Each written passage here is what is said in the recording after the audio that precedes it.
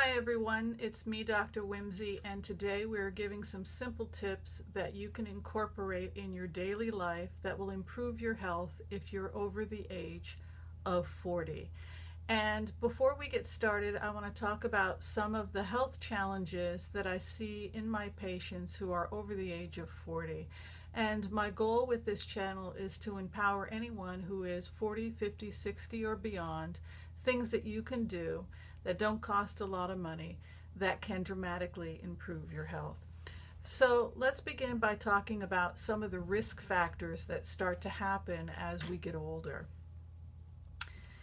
In a senior population, we're sometimes seeing socioeconomic challenges. People are on fixed incomes. They often feel isolated. They're not getting out and moving perhaps as much as they once did. And so that can be a challenge to health. A lot of the time when we're sitting at home, we don't have anybody to socialize with, we may not want to prepare complicated meals. And so malnutrition can become a real risk factor in people who feel isolated and are living by themselves. So a couple things happen when we get older that can impact our health. Number one, we're not eating as much food when we get older as we did when we were younger. We're simply not eating as much. Number two, we also, because we might be socially isolated, we're not spending as much time creating diverse food menus. Instead, we're just taking what's simple. I call it a tea and toast diet, and I see that a lot in people as they get older. They don't want to bother, they make themselves a cup of tea, they might make themselves some toast, and that's all the nutrition that they're getting. So if you are feeling isolated, if you are feeling like you can't be bothered, just remember what you're hearing here today, that it's really important to make a little bit of an effort, and that may mean having to change things up a little bit, but we'll help you with some basic ideas here today. So we have the socioeconomic problems. Meals on Wheels and those sorts of organizations have been great because they have brought food to people who are homebound, who may not have the physical strength or socioeconomic opportunities to get the nutrition that they need on a regular basis. Also, isolation can sometimes lead to depression as well, and with depression comes a lack of desire to do much of anything.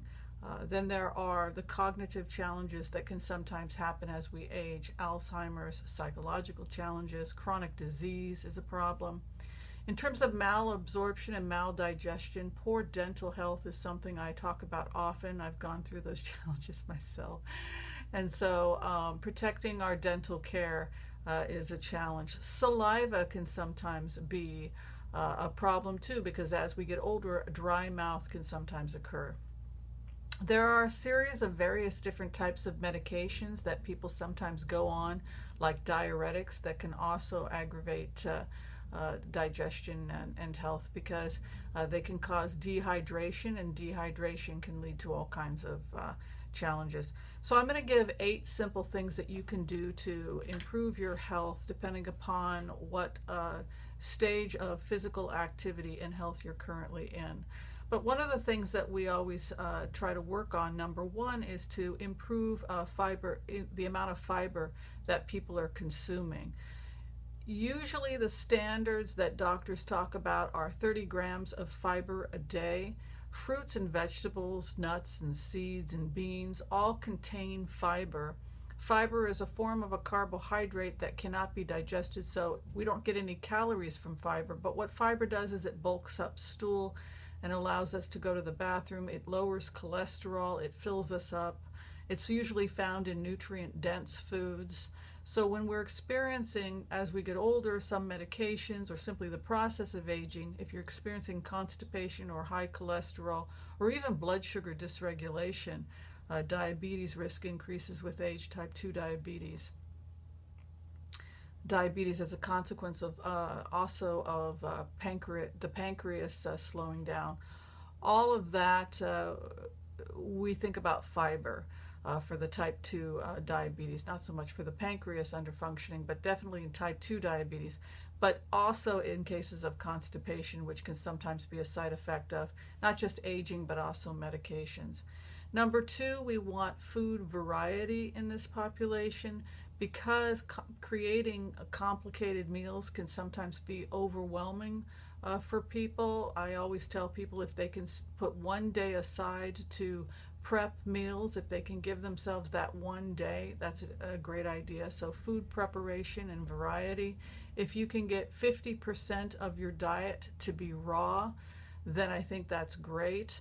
A salad a day. That can sometimes be a challenge with digestion depending upon a dental care. So I always tell people to take care of your dental care and take care of your saliva so that you can digest that raw food, because we want you to chew it really, really well.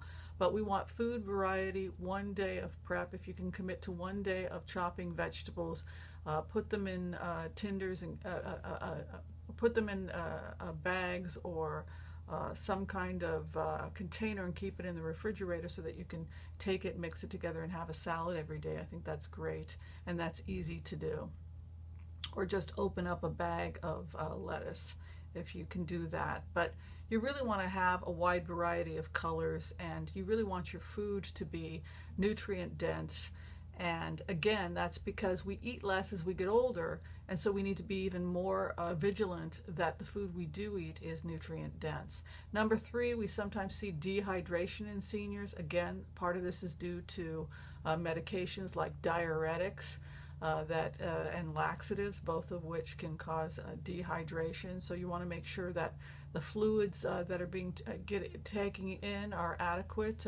You can usually calculate those for a senior based on the weight of the person, but usually we just want regular fluid throughout the day.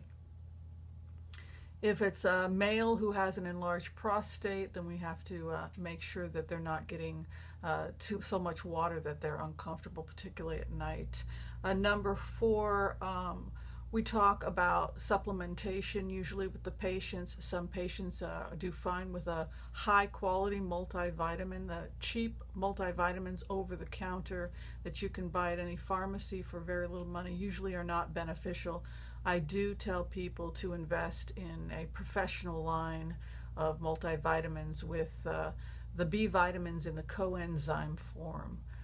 And minimal amount of starch and additives to the vitamins in case absorption is a problem. Number 5, I had already spoken about. Make sure you're getting regular checkups with your dental care. Do not shirk on dental care, because if you cannot chew your food and digest your food, consequence of that can be malnutrition.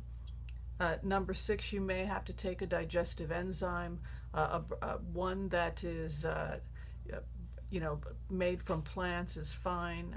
There's some good ones on the market, taken before meals. If it contains hydrochloric acid, then we recommend taking it after the meal. And hydrochloric acid helps with digesting proteins, and hypochlorhydria can sometimes be a problem. So people will add the hydrochloric acid to their supplements. Be careful with that, though, if you are somebody who's on a proton pump inhibitor and has had a past history of acid reflux. Number 7, fermented foods that contain probiotics like kimchi are fine, but they sometimes are high in sodium, so you need to be mindful of that. Some people will simply just take a probiotic. They'll either drink it, there's yogurt-like probiotics, or they'll actually take a pill. I tell people to take it either before they go to bed at night or first thing in the morning. And the last thing, number 8, is to make sure to speak to your doctor about drug-herb interactions and vitamin interactions with any medication you're currently on. I think that's really important. If you looked at the video I did before this one, drug-herb interactions are a serious problem in this country, and that is why you really want to be working closely with your the people who you're seeing, your medical providers, because your naturopath and your medical doctor will know about drug-herb interactions. Okay, so that about wraps it up, the 8 things you can do to improve your health if you're over the age of 40, 50, 60, or beyond.